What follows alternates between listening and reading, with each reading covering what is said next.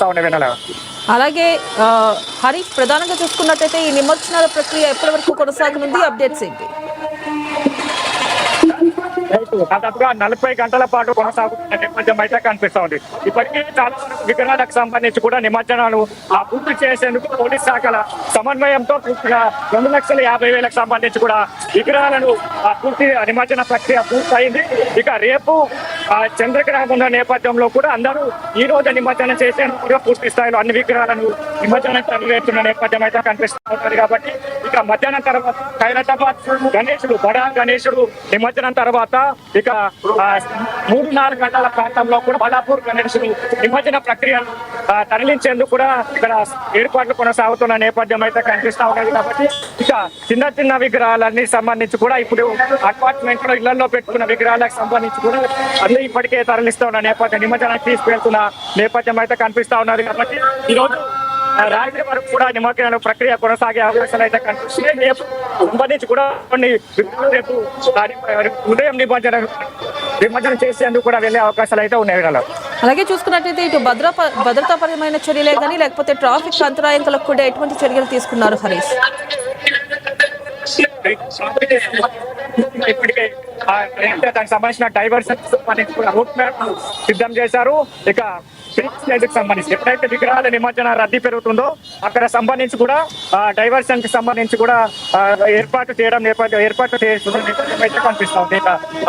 RTC బస్సులతో భారీ వాహనాలు లారీలకి సంబంధించి కూడా రేపు ఉదయం 10 గంటల వరకు సంబంధించి కూడా సిటీలోకి లారీలను పెద్ద వాహనాలను అనుమతించేది కూడా అనుమతించమనుకునేప్పటికీ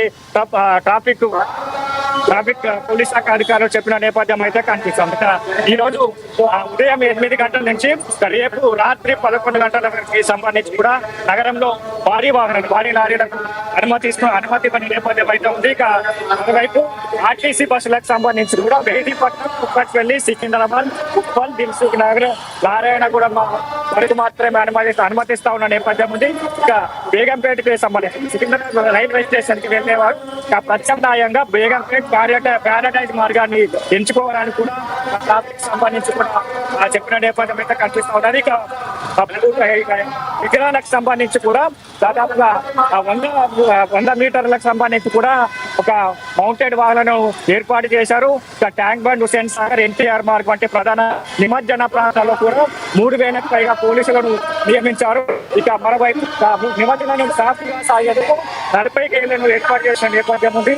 ఇక దాంతో పాటుగా బడా గణేష్, ఖైరతాబాద్ బడా గణేష్ నిమజ్జనానికి సంబంధించి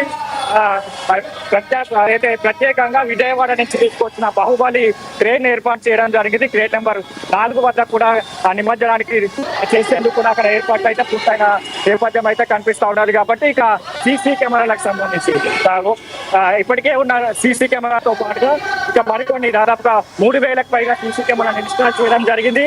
ఇక వాటన్నిటిని కూడా కమాండ్ కంట్రోల్ కి అటాచ్ చేయడం జరిగింది. ఎప్పటికప్పుడు పర్యవేక్షణ చేస్తా ఉన్నారు. ఎందుకంటే హుస్సేన్ సాగర్ కావచ్చు, ఎంజే మార్కెట్ కావచ్చు, ప్రధానంగా ఎక్కడైతే ఈ రద్దీ ఉంటుందో అక్కడ ఈవీ టీచింగ్ సంబంధించి జరగకుండా మట్టిలో పోలీసులు కావచ్చు, సీటింగ్స్ సంబంధించి కూడా వాళ్ళు నిఘా నీరులో కూడా నిమజ్జన ప్రక్రియ కొనసాగుతా ఉన్న నేపథ్యం అయితే కనిపిస్తూ ఉంది. దాంతో 160కి సంబంధించి కూడా స్పెషల్ యాక్షన్ టీమ్స్ జరిగింది.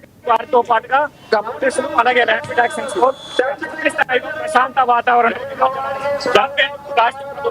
అన్ని శాఖల సమన్వయంతో నిమజ్జనాన్ని కొనసాగుతున్న నేపథ్యం అయితే ఉన్నది.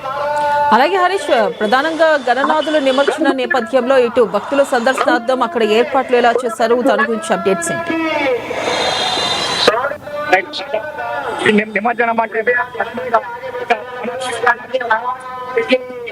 పక్కన చాలా వరకు ఇక ఏదైతే ఎవరైతే నిమజ్జనాన్ని వీక్షించేందుకు వచ్చే వారి కోసం ఇక ప్రత్యేకంగా జిహెచ్ఎంసీ కావచ్చు, వైపు అన్ని శాఖల నుంచి వైపు పులైట్ టాయిలెట్స్, అలాగే వారికి సంబంధించిన భోజన సదుపాయం, దాంతో పాటుగా గణేష్ ఉత్సవ సమితికి సంబంధించి కూడా తినిపించేందుకు వచ్చే వారికి కూడా ప్రత్యామ్నాయంగా ఏదైతే వాటర్ ప్యాకెట్స్ అలాగే మిగతా సంబంధించిన ఫుడ్ ని కూడా వాళ్ళకు చేయడం జరిగిన నేపథ్యం అయితే కనిపిస్తూ ఉన్నది. కాబట్టి ఇక వాళ్ళు ట్యాంక్ బండ్ కి సంబంధించి ఎక్కడైతే వాహనాలు ఉన్నాయో అక్కడ ట్యాంక్ బండ్ కి ఏదైతే లోయర్ ట్యాంక్ బండ్ ఇక పార్క్ చేసి మనం